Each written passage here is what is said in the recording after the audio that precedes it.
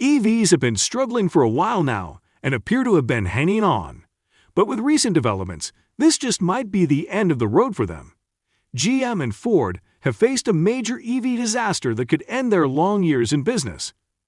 Ford and GM have taken several hits and have responded by sacking some staff and putting an end to EV production. That's not all. They have appealed to the Biden administration to end the EV drive. No one saw EVs becoming such a commercial mess. In 2020, when the hype around EVs was fresh and untested, several people were keen on buying one. Sadly, things did not go according to plan, as a good number of middle-class people that were infected by the EV bug couldn't even afford one. EVs were associated with an unfriendly price tag. Just 4 years ago, you had to part with $20,000 if you wanted to get an EV. Some folks couldn't afford to pay $20,000 for an EV and felt it was best they waited for the price to come down. But it's interesting how the price has increased instead of coming down. We are currently in 2024, and a good number of the folks who couldn't afford one still do not have enough money to get an EV. There are several complaints about EVs. Some are price-related, others are more about reliability. But regardless of what the exact problem is, people are just refusing to buy EVs. Some of these people were interested in buying one in the past. However, they have changed their minds. Due to this, the number of EVs sitting in car lots, with no one to buy them, is close to 1 million. The various people who are refusing to buy EVs have their reasons for doing this. But regardless of what their exact reasons are, most middle-class folks believe EVs are a way to oppress the middle class, as it somewhat snatched the freedom of choice. Different categories of people do not want to get close to an EV. The first category of people can't afford one even if they want to get one. The other category already has EVs, as they can afford them. However, they are picking up gas cars in exchange for their EVs. Since no one seems interested in buying an EV, car manufacturing firms have had to come up with ways to ensure they get sold. One firm that appears to have come up with a strategy that appears to be working is Ford. This firm has had to sell its EVs for a loss of $36,000. This is a lot. It is even more than the amount EVs were sold for 4 years ago. By selling every car a loss of $36,000, Ford is running at a major loss. But right now, it doesn't seem like it has a choice. You see, if it doesn't sell EVs, it will have to pay a fine. Now you might wonder why it prefers selling at a loss to paying a fine. Well, selling at a loss is better than paying a fine. Since the government is interested in fining car manufacturing firms for not producing a certain number of EVs, it is easy to assume the focus is the state of the environment. But that's not what it is. The government is only concerned about making money. You see, not all the firms that are into the production of EVs have always been interested in producing electric vehicles. Apart from Tesla, other car manufacturing firms in the United States were not into the production of EVs. Well, the government made it compulsory, so they have no choice but to start producing EVs. Now, these firms already had an infrastructure for producing gas cars. Unfortunately, there was no infrastructure for EVs. Well, the government was well aware of this, so they gave loans to these firms to put together the infrastructure needed for making EVs. The fact that the top car manufacturing firms in the United States took loans from the government means they owe the government. So, regardless of how well they do with the sale of EVs, they will always have to give money to the government. The Biden administration did not mandate these car manufacturing firms to take loans. However, since they were avoiding paying the fine associated with not producing the right number of EVs and did not have the funds needed to invest in a new technology, they had to take loans from the government. Ford was one of the car firms that took a loan from the government. It took a $9 billion loan. Sadly, with the turnout of things, it might struggle to pay this loan.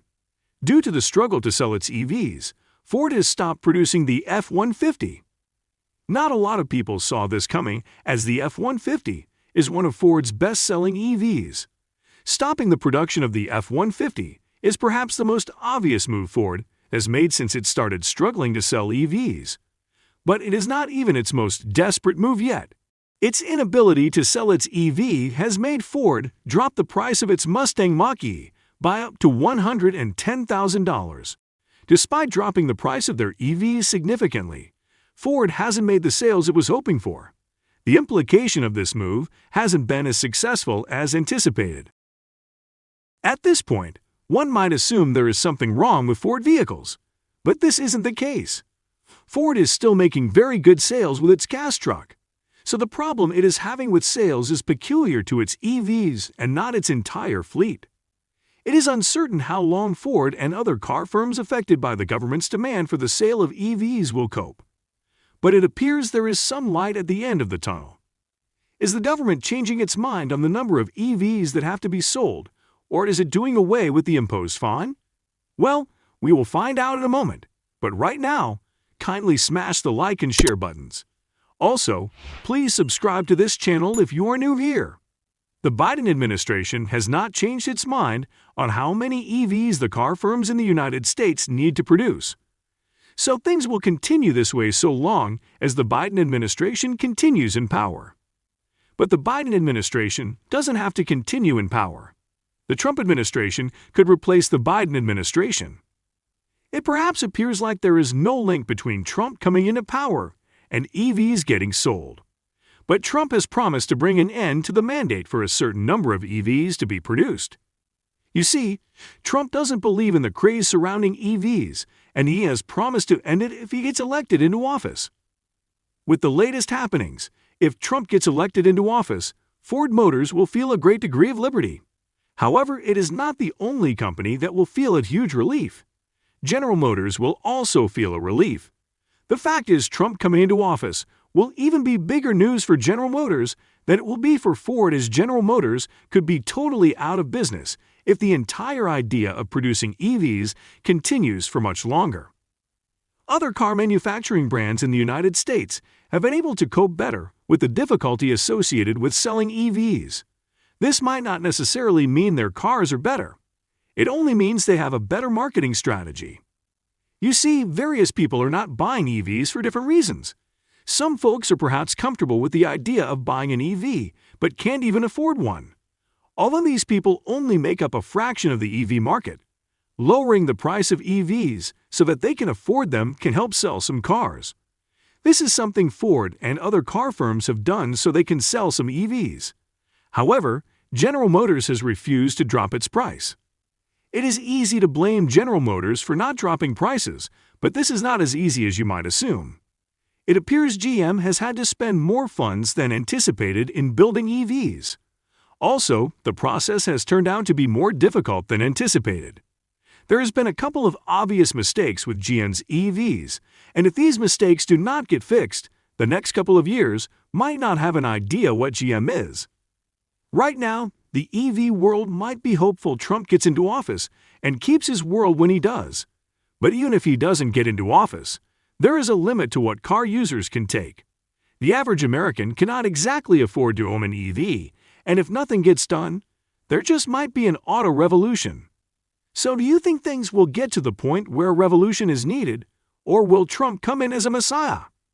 Kindly tell us in the comment section below. See you in the next video.